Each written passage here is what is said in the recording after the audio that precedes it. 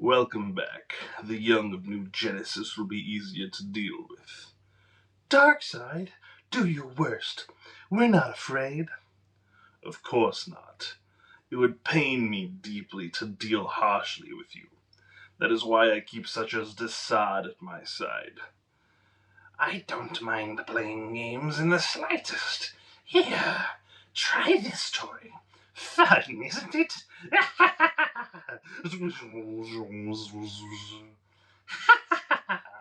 They yelped loudly before they collapsed. My nerve beams inspire such reactions.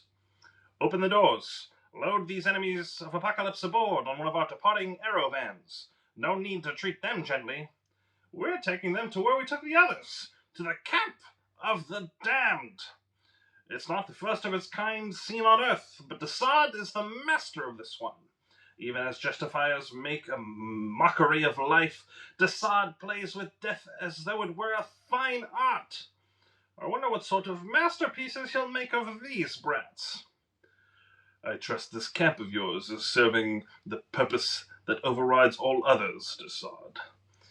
If the mind you seek to contact is among those at my camp, it shall soon give up its secret, great Darkseid. But surely you can't mean... Surely not even the great Darkseid believes in the existence of the anti-life equation. Why, if one could master such an equation, he could control the minds of all living things in the universe with a mere word. I believe in anti-life, great Darkseid, but it can only be induced in others by the means of inventive selling. I like you, glorious Godfrey. You're a shallow, precious child, the revelationist, happy with the sweeping sound of words. But I am the revelation, the tiger force at the core of all things.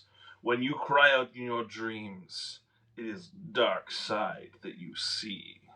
The Fourth World Saga, written and drawn by Jack Kirby, arguably represents the peak of his creative output.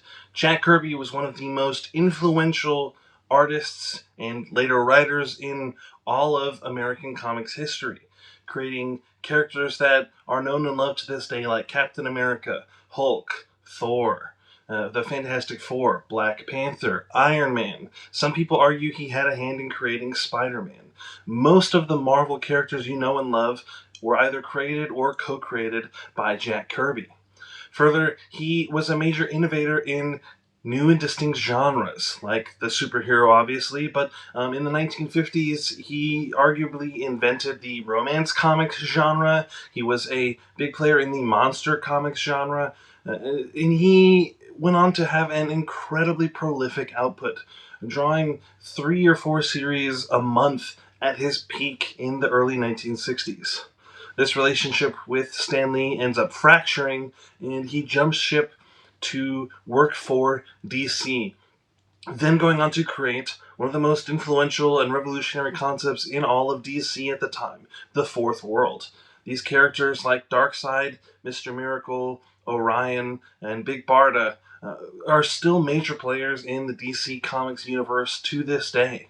But where did that Fourth World idea come from? How was Jack Kirby able to marshal his influences over the whole history of his artistic career and life up to that point to create something new, innovative, and bold that would go on to define the DC universe and shake things up to this very day? Hello, my name is Steven, but you might better know me by my superhero alter ego, Spike Stonehand. And welcome to my channel, Divining Comics, where I explore the magic hidden between the panels of your favorite comics. This week, we have a special guest. I'm talking with Matt Bernico of the Magnificast podcast, and you'll hear a little bit about him, his upcoming book that he wrote with his co-host Dean Detloff, and how you can pre-order that. But if you, in addition to supporting Matt and Dean and their wonderful work over in the Magnificast, if you could, please give this video a like, subscribe to my channel. Both of those will help boost it to the broader YouTube algorithm. Please comment with anything that you think is interesting about the Fourth World Saga, anything that we missed. We only covered the first volume of the Omnibus collection here, so there's a lot that we didn't get to, obviously. You can also support me personally by finding my blog, spikestonehand.com. I have weekly new comics buyer's guides, links to other comics industry news, and YouTube podcasts, things that I think are interesting and worth your time. You can do all that there. You can throw me a couple bucks on Patreon and get your name at the end of the video if you'd like. And most importantly, to me personally, I wrote a little mini comic. You can find the video linked and below on my YouTube channel. I have a read through. It's like a little 15-page mini comic zine. It's nothing fancy, but it means a lot to me, and it's very cool project that I have. So if you flip through that video and you end up liking it, you can, for a single $1, as cheap as, buy some of those mini comics yourself. And it just means a lot to me that there are people who are interested in reading the thing that I wrote and drew. So please check that out if you're interested, and let me know what you think about that comic. Let me know if how the characters in the little short story find you. All that aside, let's dig into The Fourth World by Jack Kirby. Boys and girls, your attention, please. Presenting a new exciting radio program featuring the thrilling adventures of an amazing and incredible personality. Hello and welcome to Divining Comics, my channel where I explore the magic hidden between the panels of your favorite comics. Today we are discussing the first volume of Jack Kirby's Fourth World Saga. So it's about the first quarter of the entirety of what Jack Kirby did with the New Gods, Mr. Miracle, Orion, and all of those fine folks. But today I'm joined by a special guest. I'm joined by Matt Bernico of the Magnificast podcast, a podcast I've been a huge fan of and listened to since the beginning. I think you've even heard some of the lost episodes that are before they in their words figured out what they were doing and are not available on the public feed. That's how long I've been listening. But Matt, welcome. How are you doing? Yeah, thanks. I appreciate you having me on. Glad to talk about Jack Kirby and these wild comic books. Very excited to get into it all. Yeah, would you mind telling the people listening a little bit about the Magnificast and one of the reasons I wanted to invite you on is you all have a book coming out, and so in the Magnificast tradition, if we're on a really, really tall building, maybe a building with some Jack Kirby technology that's impossibly high, give us the elevator pitch of the Magnificast and your book. Sounds good. Yeah, we're riding the boom tube straight up, as high as it goes. The Magnificast is a podcast about Christianity and leftist politics. I do it with my co-host and best pal, Dean Detloff. We've been doing it since 2016. We started it right after Donald Trump got elected, trying to find like a space and a voice and a way to talk about the more radical currents within Christianity and how they can direct us and inspire us and sometimes just disappoint us when it comes to like our expressions of religiosity and spirituality in the world. It's a very cool podcast. We've been doing it for a long time, so if you listen to it, do not start at the beginning. Do not look for the lost episodes. Just start at the newest ones and I don't know, be happy with those, I suppose. Lately we've been talking a lot about the Book of Revelation, which actually has a lot of interesting connections, I think, to I was going to say World comics. Yeah. Lots Very of apocalypticism. Yeah. Cool. But Dean and I have also been working on a book in the last few years, and the book is coming out on May 12th. And it would mean a lot to us if people bought it and read it, or even just read it, even just asked your library to buy it for you. That's fine too. The book is called Enough is Enough: Degrowth, Capitalism, and Liberation Theology. It is a book that I think embodies a lot of the ideas that we talk about on the podcast. It gets really deep into the weeds of political economy and how capitalism works and why capitalist growth is kind of at the bottom of all of the things that are wrong with the world right now. Yeah, And, also very relevant. I'm sure not your choice, but very relevant issues about energy use and how we choose to buy our little plastic products. They're all dependent on the flow of oil across the globe. So very relevant. It's true, very relevant, too relevant. But yeah, anyways, it is a very cool book. It's also a very short book, and it's written for people who are maybe not like super savvy about political economy and like the rough details of how capitalism works or something. So if that's a thing that you're interested in, and you're also interested in sort of like the religious aspect of liberation theology and how that can kind of give us some guidance in living in the world in 2026, this is a very good book for you.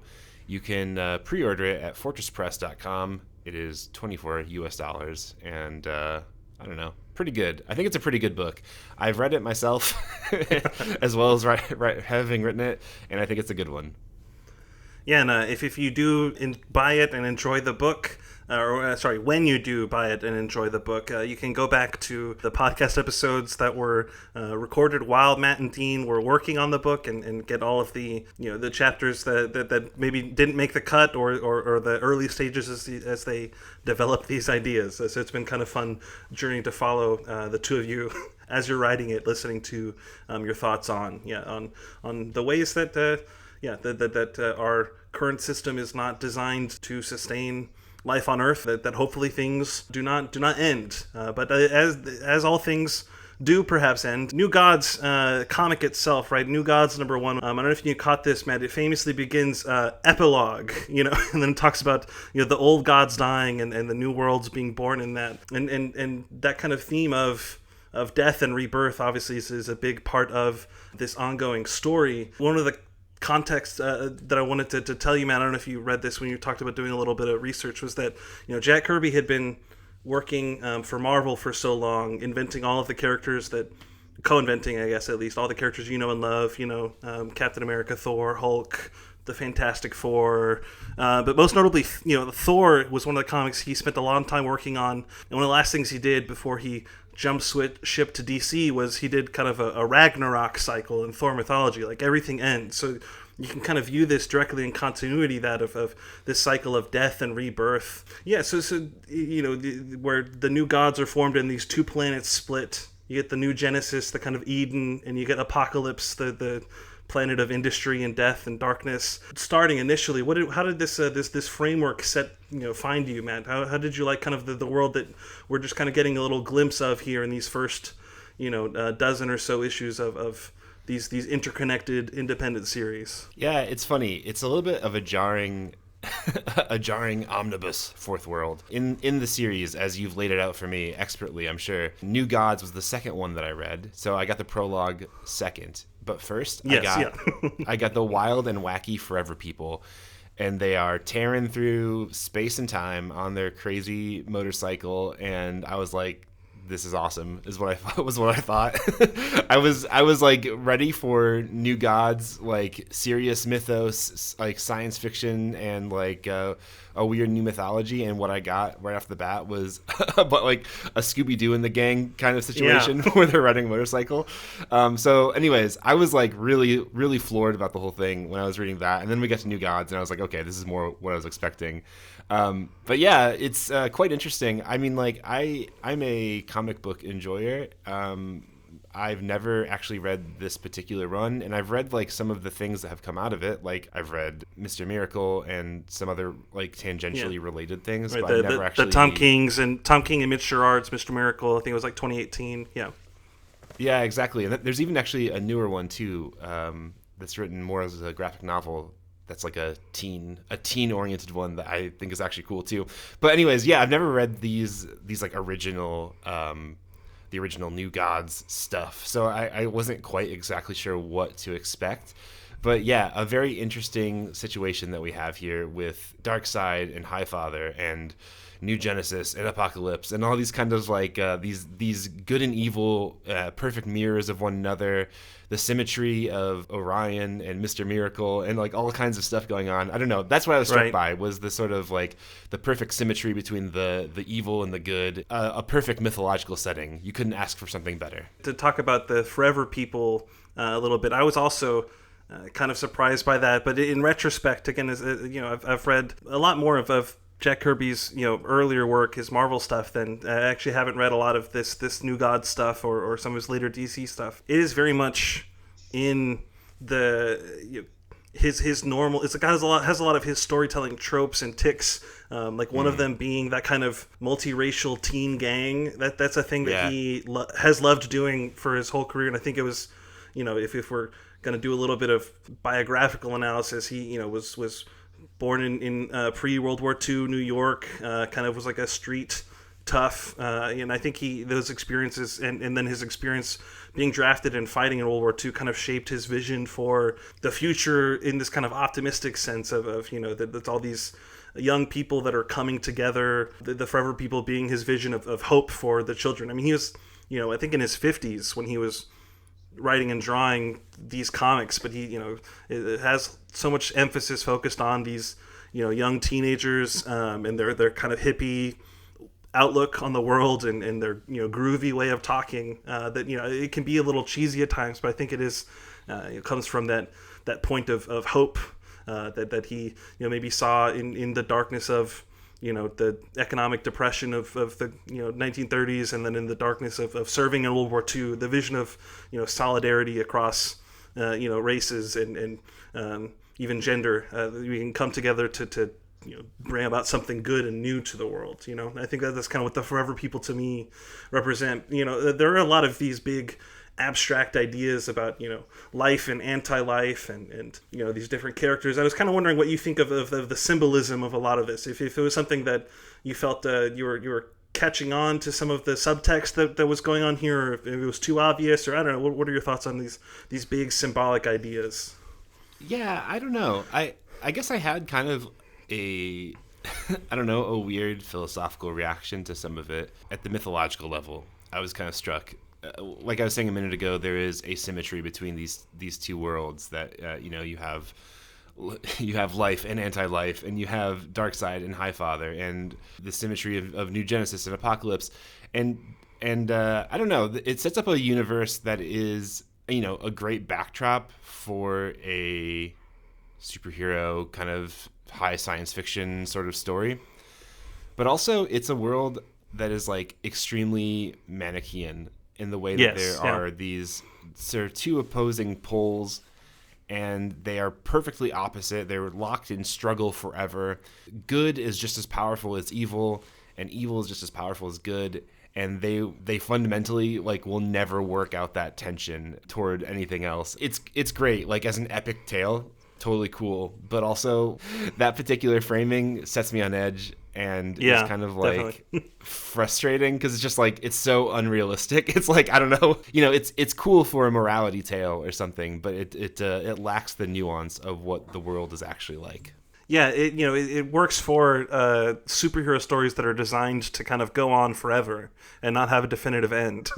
But it maybe doesn't work like you said in the real world, where there are things always are still lingering from the past. There are moments that begin and end, and things change in a way that I couldn't see a character, one of the evil characters from Apokolips ever really having a moment of reckoning where they realize the error of their ways and turn towards the good, or vice versa, where the characters on New Genesis are corrupted by evil. They seem so fully locked in to their ways. Like you said, it works for a superhero story, but not necessarily, or like an epic morality tale, a big grand saga, but it does not necessarily always have that depth that you would want in like a mature story for adults. Yeah, I say all that, and now let me give the example of the one that I felt like was the most realistic, or something. Maybe not the most realistic, but it felt like there's a little bit more truth to it than the others. In the Forever People, I guess it's number 3. That was the one I was going to bring up. Yeah. There's a villain called Glorious Godfrey, which is extremely funny. But the very first page is has just a big Adolf Hitler quote at the beginning, and it's very I know writers who use subtext and they're all cowards moment. Yeah, exactly. Yeah, definitely. But I guess the interesting thing about this particular issue is that Glorious Godfrey is a Christian evangelist type of character, but for anti-life, which is Yeah, he has tent revivals, literally. Yeah. yeah, and I don't know, that to me, okay, like the anti-life bit is like kind of hitting you over the head with like how kind of completely bonkers it is, like whatever, but the tent revivals that are for pure evil does seem kind of true. There's like the existence of a very soft type of fascism in our world that people elect to because they think it like feels good or whatever. That all rang very true to me.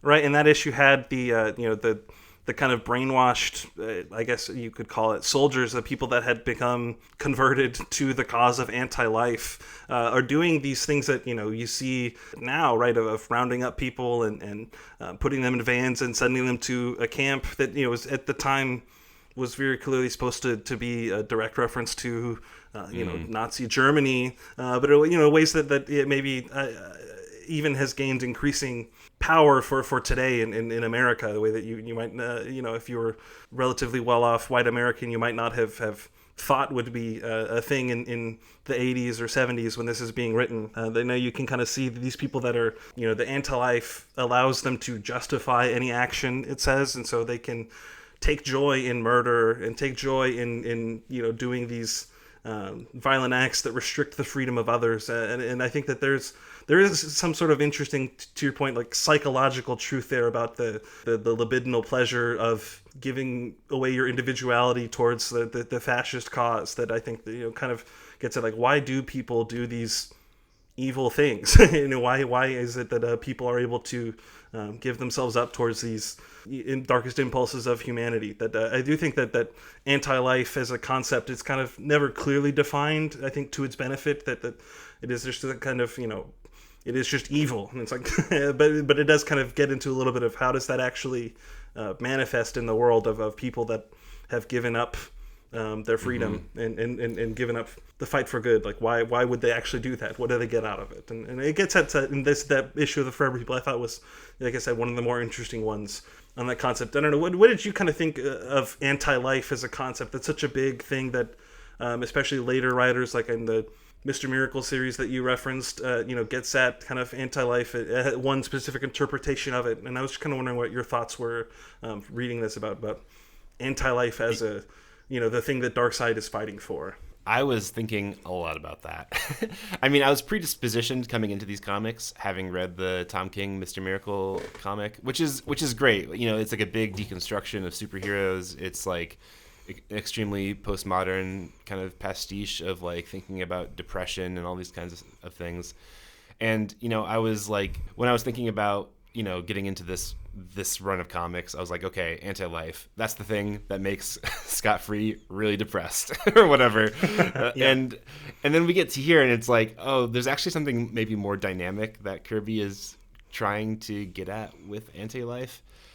And the thing that really like struck me especially, I mean, it's just like it's a stand-in for like a really bad thing in basically every one of these comics, except in that the issue of the Forever People that we were just talking about with like the Adolf Hitler quote at the beginning.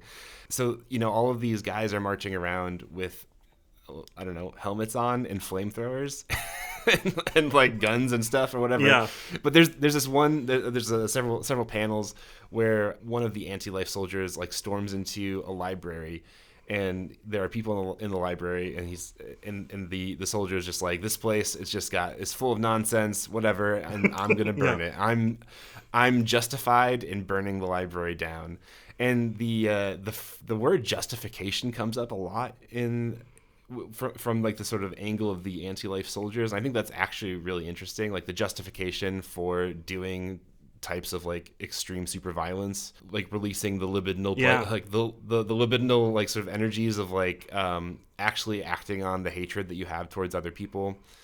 There's a lot of like interesting sort of like psychoanalysis of fascism stuff, I think, kind of at play with this. There is a book that a guy named Tad DeLay has written, and it's called What Does the White Evangelical Want? And it's a book that we talk a lot about on the Magnificast because, I don't know, Dean and I are both for better and for worse, mostly for worse, products of evangelicalism and like reactions against evangelicalism. Tad DeLay is somebody who is like, who's written this book kind of thinking about the psychoanalytic angle of evangelicalism.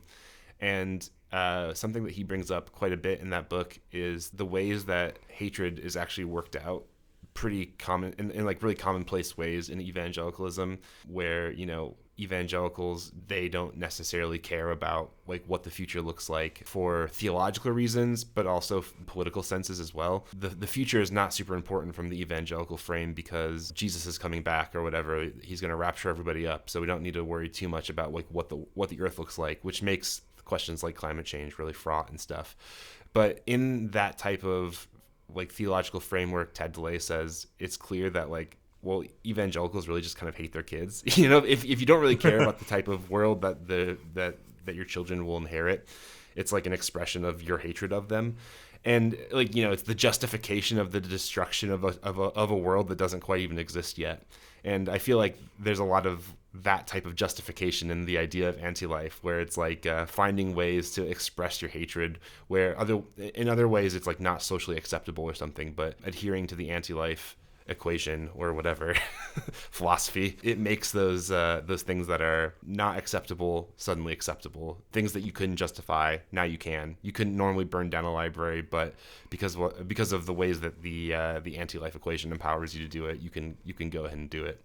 And you know, there are all types of structures of thought that are fascist in this way, that allow us to do things that are actually evil, but give us a justification and tell us that it's actually fine to do them. Yeah, I think there's another related to that a theme throughout these issues is the ways that good people often have doubts. They have complicated feelings about things. They don't always feel that direct impulse to action that I think that anti-life as kind of a stand-in for this justification like you're talking about, or for that fascist impulse, empowers people to act without thinking, without having the kind of doubts that, you know, we're kind of as good liberal subjects taught to have, right? And I think that's you know, you kind of get at some of these complications of the ways that it can feel like you're, you know, fighting against a force that is you know, all powerful and all great, and we're at the whims of it. And I thought that was kind of, you know, an interesting thing that you saw a few times throughout this, like in the Forever People issue that we've been talking a lot about. The Infiniman, you know, stares into Darkseid's gaze and he's frozen, he's unable to move.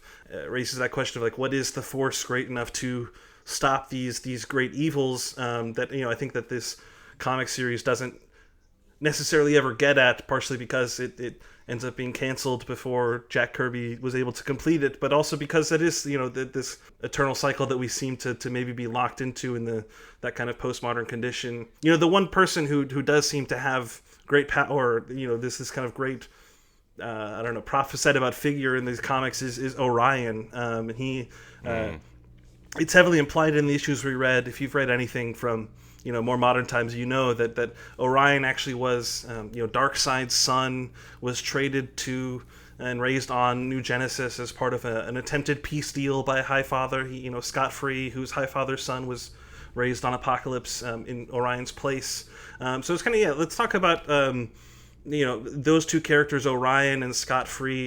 You know, I think somebody who has read, you know, modern DC stuff, that Mr. Miracle, Scott Free, does feel like he gets kind of the centerpiece a lot. He is you know, a character that's in a lot more. But I was really compelled by Orion in these issues. I thought that kind of he feels the impulse towards evil within him, and he has to, you know, channel it towards justice, towards the good fight. I thought that there was some interesting stuff in the character that, if you ignore kind of the literalist interpretation of it, if you approach it on that kind of mythological level we've been talking about, where, you know, it is, even though he is, you know, a being born from evil, that he gets kind of, you know, can channel that towards good in the way that the other members of New Genesis maybe are unable to put that, you know, violence upon themselves and take that violence up. So yeah, kind of, what are your thoughts on Orion, and then if you want, we can get into Mr. Miracle as well, Godfrey. Yeah, it's an interesting trope. The good born from evil is such a, it's like a lasting structure within our culture, and there's probably like a bunch of other types of media that we could point to that does something similar, right? Somebody who is in their heart of hearts, they come from an evil place, an evil lineage, but they're good in the end, or they have to struggle to kind of come to that understanding of themselves or something. And there's something really compelling about that as a trope. I was trying to think of like other characters who were similar that I liked that have like this sort of evil background, but are like, compelled to do good or feel grasped to do good in one way or the other. And the thing that came to my mind immediately, which is like completely weird, but is Jack Skellington. He's like this he's the Halloween guy. He's from the Halloween town, but he has like a weird good streak in him that can't be erased, that he has to kind of come to grips with. Anyways, I think that structure is really interesting. There's something really gripping about that. I guess what's interesting about Orion to you particularly? What grasps you about that character? To piggyback off your point, that with the literal nature of this child raised among the people that are different from him, perhaps more so for Mr. Miracle, right? Calls to mind Moses, the kind of raised in a different culture. Oh yeah.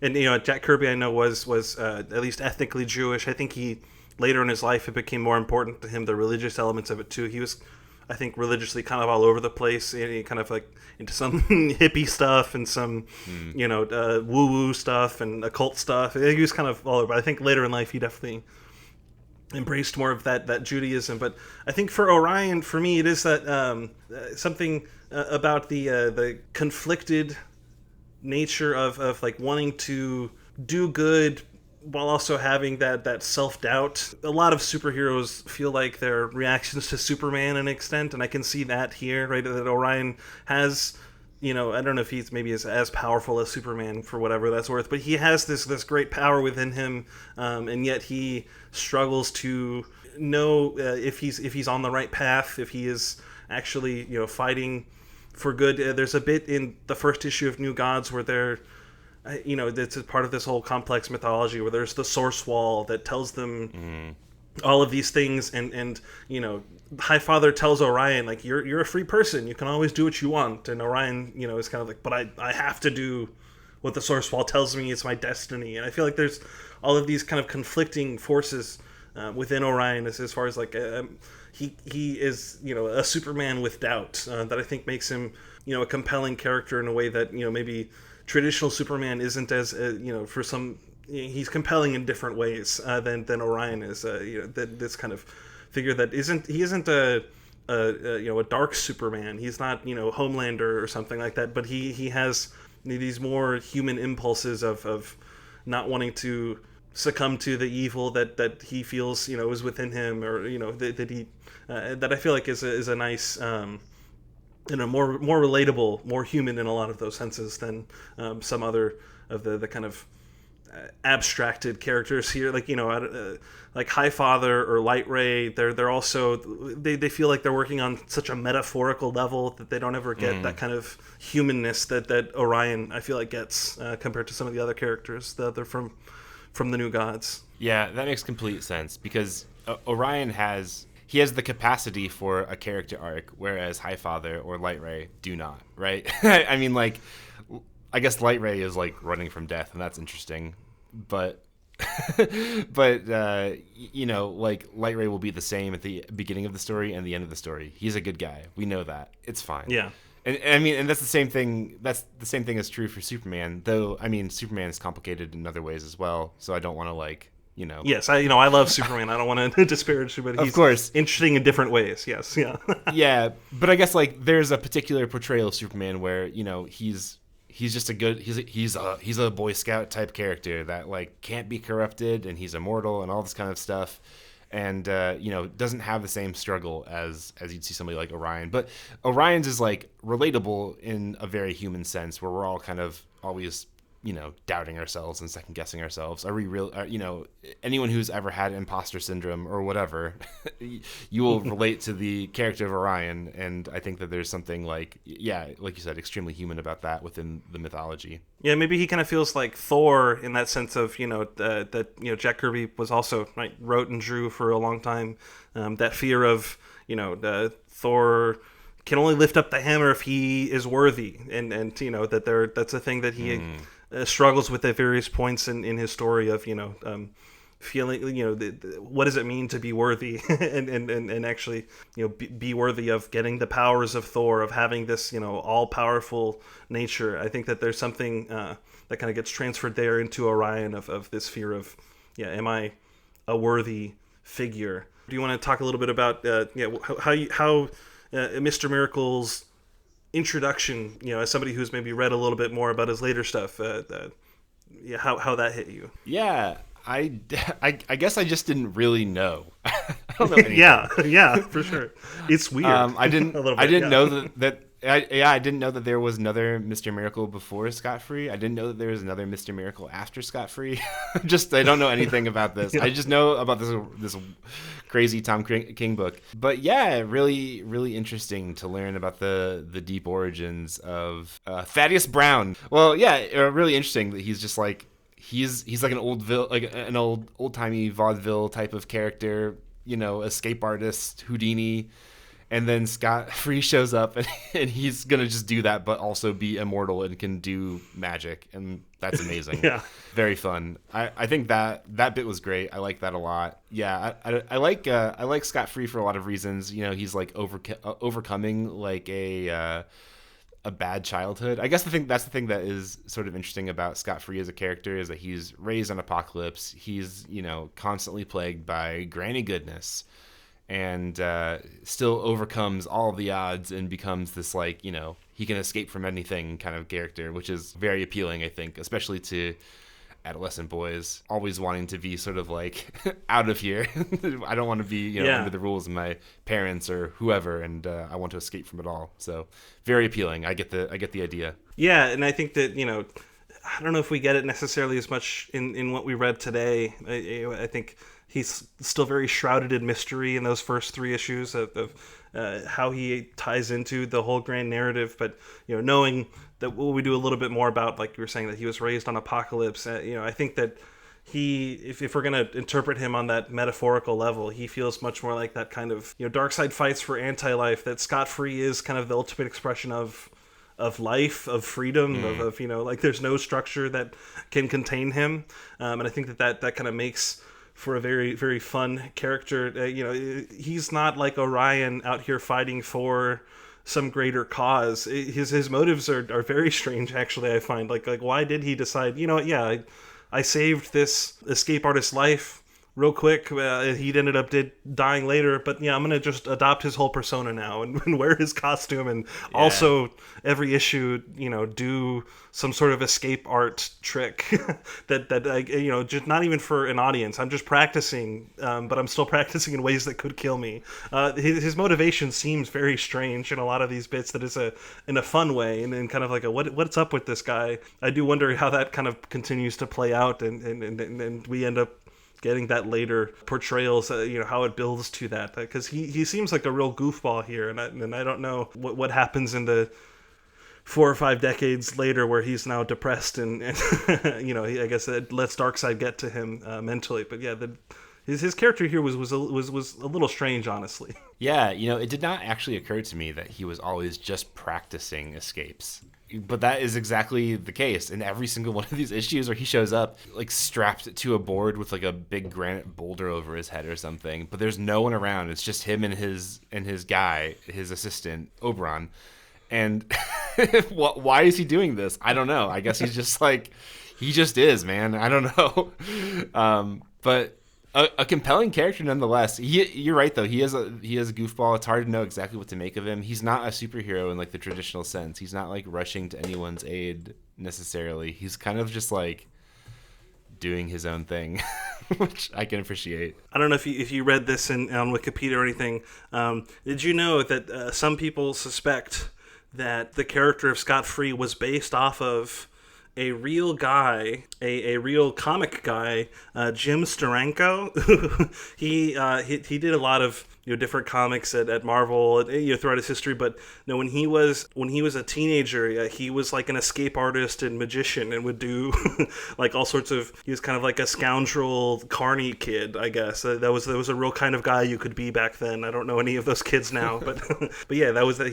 He did that, and then kind of was in and out of trouble with the law, and then after doing his escape art act, he decided to get into drawing and became a comic book artist. But yeah, it was a real guy that some people think that this is who Jack Kirby was basing some of Scott Free off of. So maybe that all these weird foibles were just things that Jim Steranko would do for he would really practice his escape tricks in front of people, but not like as part of a show, just to impress his friends. That's amazing. I love that. We've lost so many types of guys. You used to be able to be a carny escape artist guy. You can't be that kind of guy anymore. I think it's too bad. We've lost so much. You have to be a mind freak now to do escape acts. You don't need you can't just be a normal guy. That's true. Who does escape acts.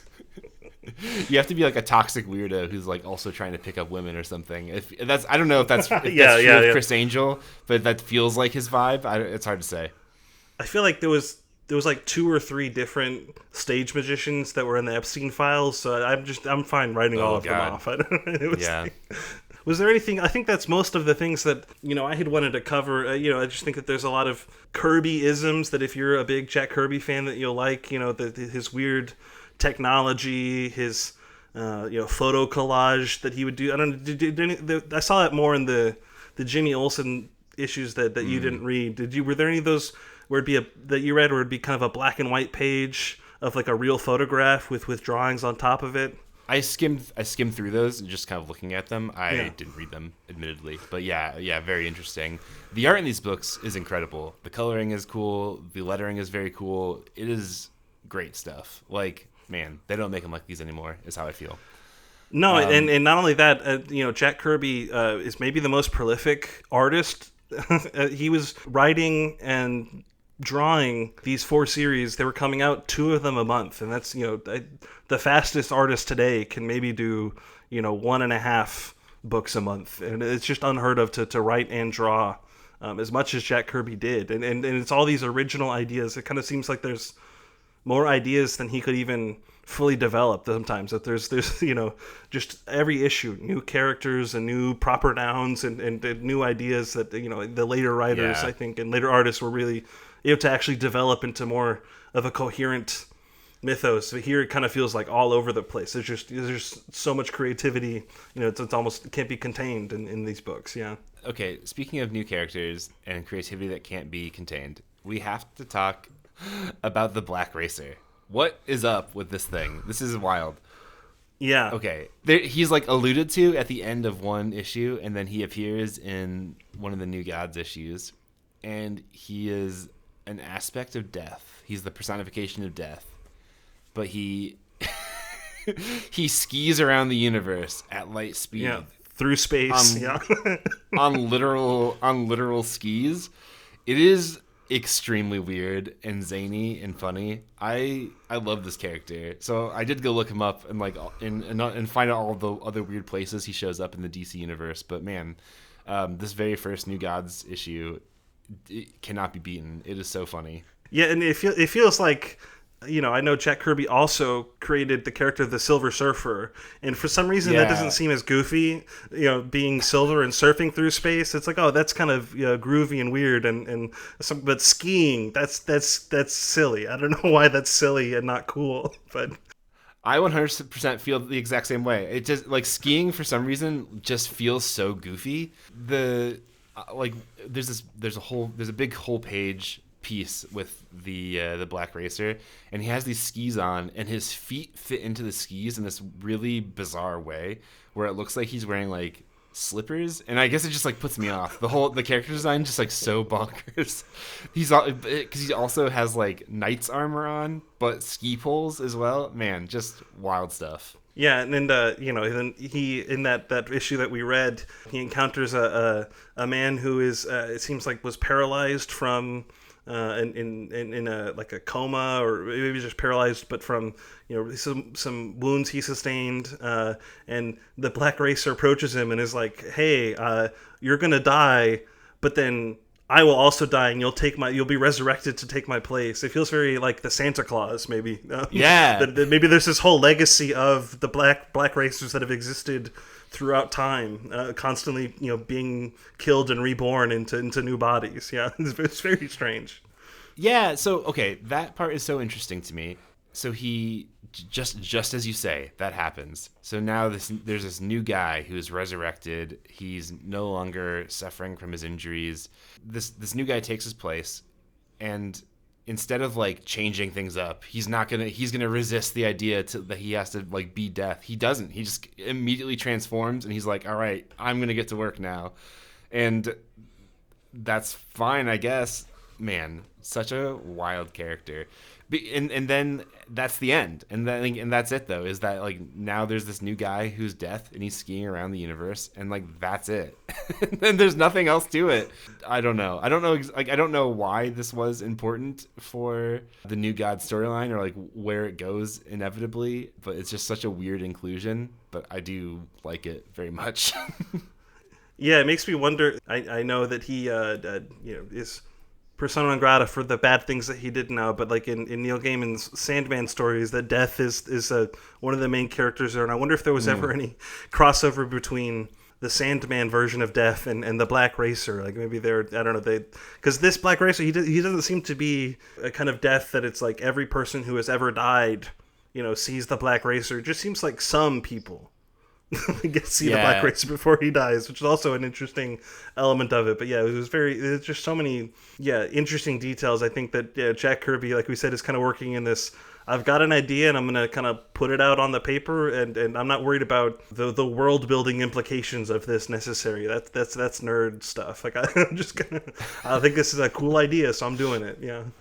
Death in Sandman, she's called Death of the Endless. Is that right? I think that's right. Yes, yeah. Okay. But that personification of death is like compassionate and like kind of nice. It's like the kind of death that you want, I guess. But but the Black Racer seems like, I don't know. There's a scene where he's chasing Light Ray and just through space because it's Light Ray's time. It's like very much like an untimely death kind of character. Very different in that sense. Yeah, for sure. Wow, I'm sure we could talk about about the Black Racer. We could have a whole podcast just dedicated to him. We could start the Black Racer podcast. We go through all his appearances, but I'm into it. Yeah. All right. So yeah, kind of moving towards wrapping things up. One of the things I always ask is would you be interested in reading this? I think there's like I said, we read kind of a quarter of the Jack Kirby Fourth World Saga, and obviously it gets continued by later writers and artists. But is this something that were you hooked enough that you would I would actually spend my time reading this more? Or were you kind of like, I liked the taste I got, and I'll trust the judgment of others on the more curated approach that you would read only the good stuff? What are your thoughts there? Yeah, I've got to know what happens next. I need to figure it out. I'm gonna have to check out the next bit of the saga here, because the last issue of New Gods that I read was the Black Racer, which is kind of like a monumental cliffhanger, I suppose. And then there's the last Mr. Miracle as well, and I don't know. I need to see what comes next, so I'll have to keep on trucking through these, I think. Yeah, I agree. I also didn't know fully what to expect getting into these, and it was much stranger and much more interesting, I think, than I thought it was going to be, and I really have no idea how all these series connect, where they go from here. Like I said, I only know kind of the later writers and artists doing their pastiche of this, and not kind of where Kirby takes it all. So I would definitely keep reading this. So is this something? Who are the kind of people that you think would enjoy reading what we read today? I don't know anyone who comes to mind. But if you're interested in mythologies and how they work, this is definitely a set of comics for you. Whatever. If you're interested in Norse mythology or or any other sort of religious mythology, it's cool to read somebody else trying to create it again from whole cloth. I think that's very interesting. Yeah. Myth is really interesting because it gives us a type of language to handle the world with, to talk about the ways that like the world works, the ways that the universe works, the ways that certain trends kind of repeat over time. So to see somebody just be like, okay, I'm going to reinvent a whole new type of mythology that's not connected to any of like the mythological tropes that you're familiar with. Maybe not mythological tropes, not connected to any of like the mythological characters that you're familiar with, like, you know, Thor or Loki or whatever. They're not in this one. These are all completely new guys that someone's making up.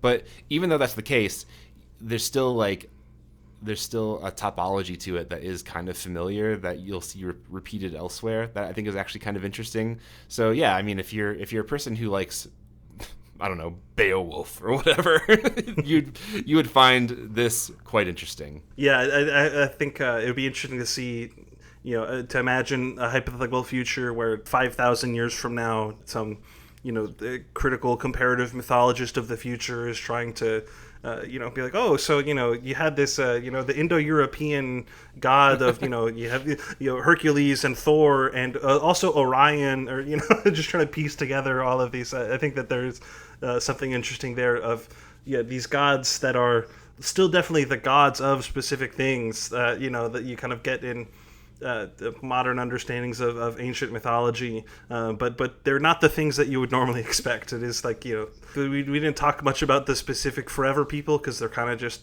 you know, broad pastiche, but there's just the one that like is dressed like a cowboy, and it's like I don't know what his deal is, but you know, like yeah, you kind of get these characters that are you know, stand-ins for something bigger than their literal persona that you get in mythology. That I agree is an interesting thing. And obviously, if you're a fan of Jack Kirby and maybe you've only read his Marvel work, you know, this is definitely a good continuation of that. Like I said, it was originally, I think, intended to be, you know, he would end the Thor comics and then build into this new gods mythology of what happens like after the Ragnarok in Norse mythology. You get the new gods. So it's, you know, you can kind of, if you're a fan of that, you can definitely see that. And I think you also, they made a movie of this, so you maybe know it a little bit more. But the Eternals, you know, you got Kingo and all of those guys. I think they're also kind of in this similar vein of a new mythology that it seems like a recurring interest that Jack Kirby had of you know, in our secular age, what would these new gods, what would they look like, and not in the sense of be people that are always even worthy of veneration or moral respect, but you know, something that is new and different and you know, for our age and for our problems. But yeah, I like we said, I think we both really found a lot of this compelling, even as it is like you know, older comics. You know, maybe it can be a little bit harder for people to get into. I generally found these pretty readable, and there wasn't anything ever that, you know, felt too confusing. Yeah, maybe a little wordy at times, but yeah. I had a good time reading these. Definitely is a little bit wordy sometimes. Lots of like exposition explaining, you know, what they're doing in the moment, which I think is probably good in this case. But yeah, really cool. Yeah, thanks for giving me the opportunity to read all these. It was a good experience. Yeah, and thanks for talking with me. So don't forget to go and pre-order Matt and Dean's new book. Could you remind everyone what the title is and where they can pre-order that? Yep, it's called Enough is Enough, Degrowth, Capitalism, and Liberation Theology, and you can get it from fortresspress.com. You can get it, I don't know, wherever else as well. Don't buy it from Amazon. Buy it from the publisher, please. But the most important thing, though, is that you do buy it, so please do that. Yeah, and I'll throw a link in the description of this video for anyone interested in that. But thank you guys for listening to our conversation on Volume 1 of Jack Kirby's Fourth World. Thanks again for being here, Matt. And until next time, never let the magic of comics die. Old Enoch, he lived to be 365 when the Lord came and took him back to heaven alive. I saw the light from heaven shining all around. I saw the light come shining. I saw that light come down.